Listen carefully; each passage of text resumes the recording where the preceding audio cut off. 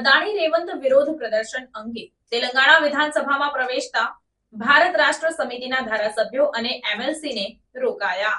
ભારત રાષ્ટ્ર સમિતિના ધારાસભ્યો અને એમએલસીને સોમવારે તેલંગાણા વિધાનસભામાં પ્રવેશતા રોકી દેવામાં આવ્યા હતા, કારણ કે તેઓ અદાણી રેવંત ભાઈ લખેલા ટી શર્ટ પહેરીને આવ્યા હતા.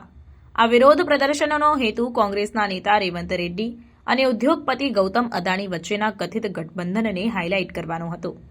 બીઆરએસના ધારાસભ્યો કાર્યકારી અધ્યક્ષ કેટી રામારાવના નેતૃત્વમાં ગન પાર્કથી વિધાનસભા સુધી મશાલ સાથે નારા લગાવતા આવ્યા, જેમ કે દિલ્હીમાં અદાણી સાથે કુશ્તી, ગલીમાં દોસ્તી. તેમણે કોંગ્રેસ પર દ્વિધા ધોરણોનો આરોપ લગાવ્યો.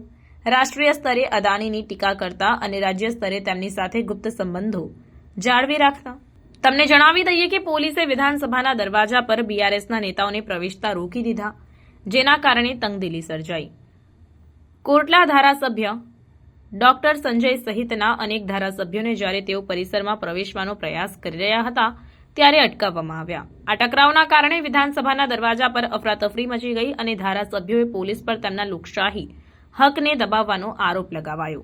કેટી રામારાવે કોંગ્રેસના રાજ્ય અધ્યક્ષ રેવંત રેડ્ડીની ટીકા કરતા કહ્યું કે વારંવાર ચેતવણીઓ છતાં રેવંત સાંભળતા નથી, તેથી અમે આ ટી શર્ટ પહેરીને વિધાનસભામાં સીધો વિરોધ પ્રદર્શિત કરવાનો નિર્ણય લીધો. બીઆરએસે પણ કોંગ્રેસ પર તેલંગાણાની સાંસ્કૃતિક ઓળખથી દૂર હોવાનો આરોપ લગાવ્યો.